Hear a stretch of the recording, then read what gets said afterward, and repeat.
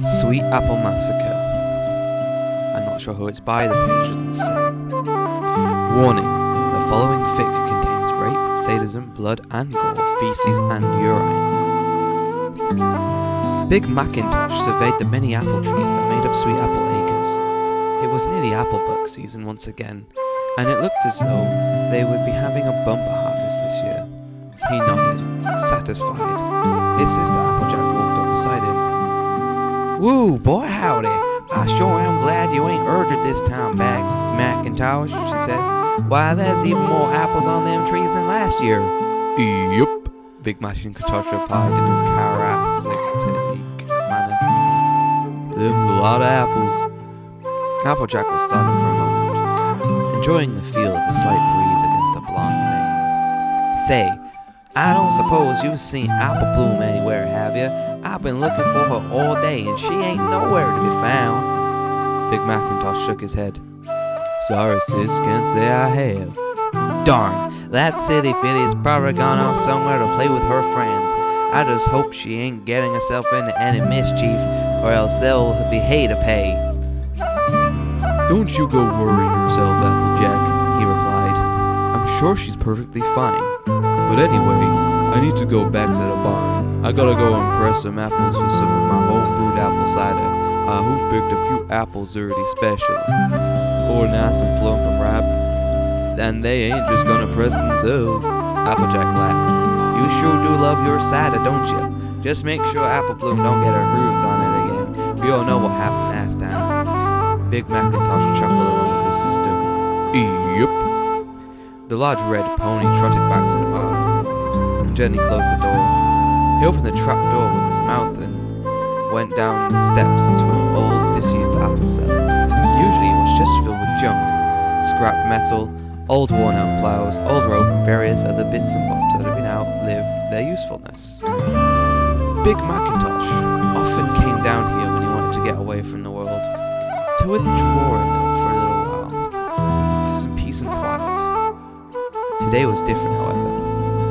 The old rope, at least, had found a new use, because in cellar space were Apple Bloom and a fellow Cutie Mark Crusaders, Sweetie Belle and Scooty Loo, bound and gagged, propped up against the wall. 3 pairs of scared, round eyes looked up at Big Macintosh as he approached. "Now then, y'all 3 fillies," he said, as placid as ever. "Y'all need to learn a lesson. You need to learn not to mess around with Big Macintosh. All I want is some peace and quiet," he said, looking directly at Apple Bloom. The little red-haired filly cowered under his gaze. "All I want is a quiet life without you Cutie Mark Crusaders running around the place, making with noise. When I'm finished with y'all, there's gonna be no noise from you ever again." As Big Macintosh approached, Scooty Loo flapped her wings, struggling to get off the ground. Big Macintosh laughed and grabbed her at one of the wings.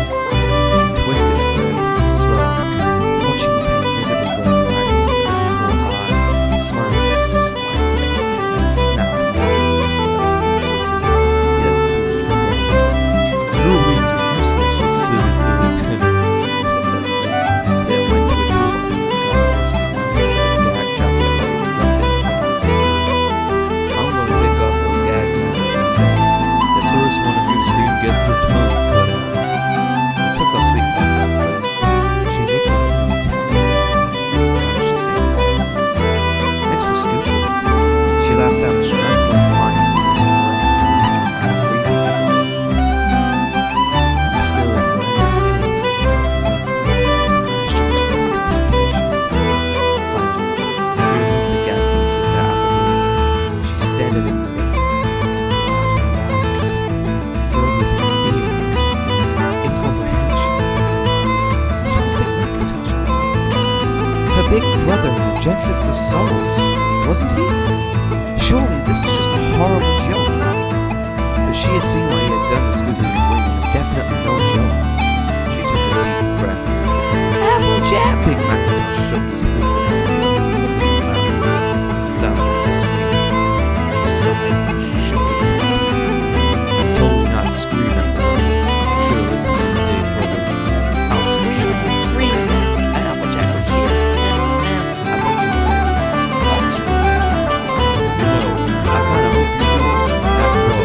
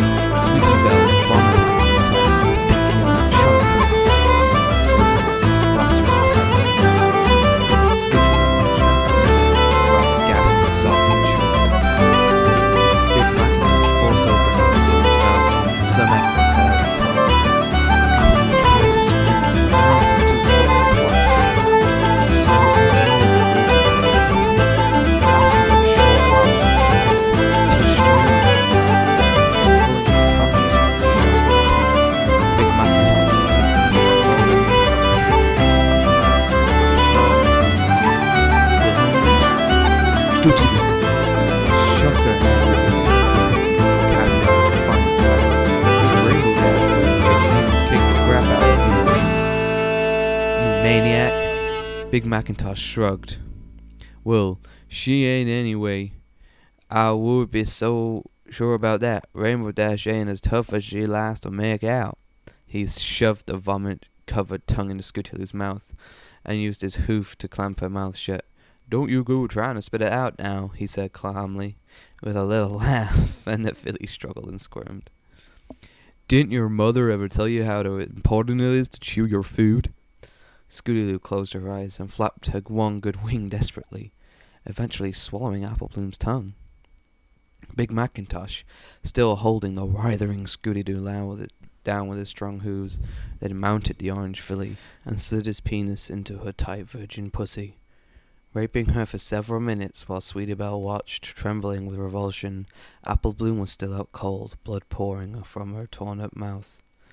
Cutie Mark Crusader rape victims, Big Macintosh said with tender mockery as he fucked Scootaloo, followed by a gentle chuckle. Guess you've found your purpose in life now. Your special talent is getting raped. Yup. Oh god, that's awful. Eventually, he withdrew from Scootaloo and gripped her head tight and repeatedly punched her with a hoof in the face, causing her nose to shatter and spurt with blood. He scooped up some of the blood and some of Sweetie Belle's vomit with his tongue and held it to his mouth so that it mixed with his saliva, and then brought his mouth close to Scootaloo's and spat the rank mixture into her mouth. He clamped his hoof over her mouth and held her nose until she gagged and eventually had no choice to swallow. As Scootaloo retched and spat and cried, he turned to Sweetie Belle. He grabbed her easily, as she was too shocked and traumatized to respond, and with apparent amusement he rammed her horn up Scootaloo's ass. The horn was too big and hard, and the skin around Scootaloo's ass ripped, and blood and fecal matter first trickled and then poured profusely down onto Sweetie Belle's face, as well as urine as Scootaloo pissed herself. You keep doing that, Sweetie Belle, he said. The unicorn carried on pushing her horn up Scootaloo's anus, slowly but surely. Her normally well-groomed pink and purple name was now stained with a reddish brown, glistening with the wetness of the piss and blood. If you stop, I'll come over there and get creative.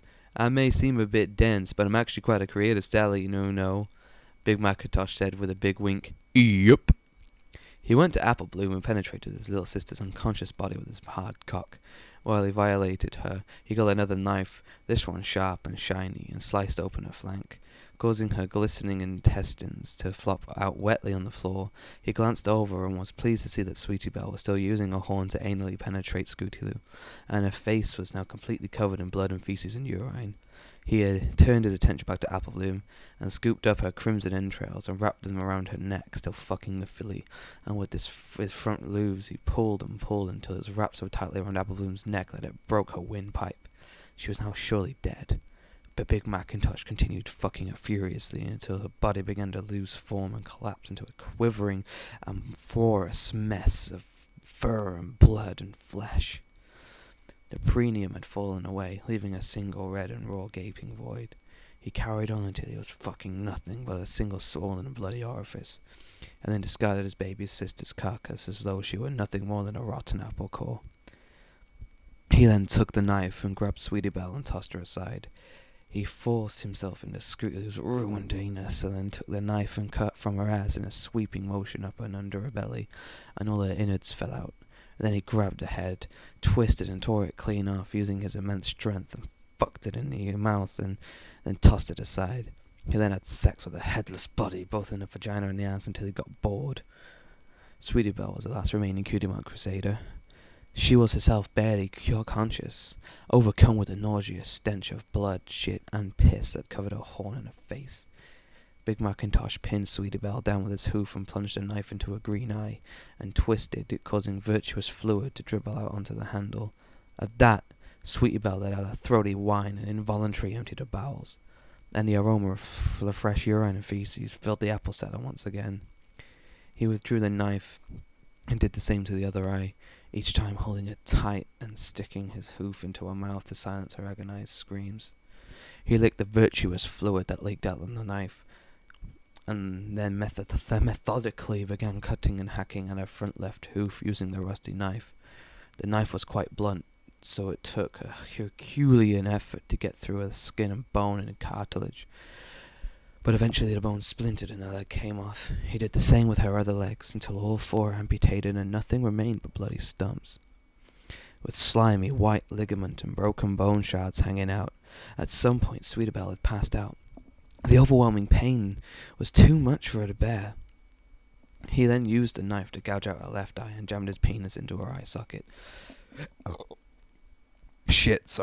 Penetrating repeatedly deep into her brain, enjoying how tight her skull felt around his hard shaft and how warm and squishy the brain matter felt against the tip of his throbbing penis. As he did, he twisted Sweetabelle's neck. After he had finished skull fucking her, he cracked open her skull with a swift stamp of the hoof and bent down and ate some of the exposed brain, taking care to spit out a few fragments of skull bone that had got mixed in as he chewed. It was warm and slimy though, and stuck in the back of his throat. He swallowed and then raped Sweetabelle in the ass until it tore open, and his engorged penis was smeared with that little fecal matter remained in it in her rectum. He took one of Sweetabelle's detached legs and shoved it inside of her ass, and then fucked Apple Bloom and Scootaloo's bodies the same way, forcing the amputated limb in, hoof first, as far as it could go. He thought how strange it was that the still lumps of torn flesh that he was fucking with Sweetabelle's leg had been so vibrant and alive such a short time ago. But now all three were dead, and he finished by spurting his voluminous load into Apple Bloom's destroyed backside. He watched with satisfaction as the semen and blood and shit mixed together, forming a foamy maroon pool. He bent down and greedily lapped some of it with his tongue, pressing his tongue deep into her anal cavity so not to miss any, letting some dribbling down his chin. It tasted foul, of course, a rancid, tangy slime that burnt his throat, but it felt so satisfying. He swallowed the filthy goo and wiped his mouth with a hoof. It was done. Big Macintosh would finally get his peace and quiet. Big Macintosh, you down there? It was it was Applejack, not Big Macintosh. He looked at the disfigured corpses of the three fillies, all now barely recognizable as the oh-so-sweet Cutie Mark's Crusader, and realized he felt strangely unsatisfied. It had all been a bit too quick and easy. No Applejack. That would be a challenge. She was Ponyville's best athlete, after all.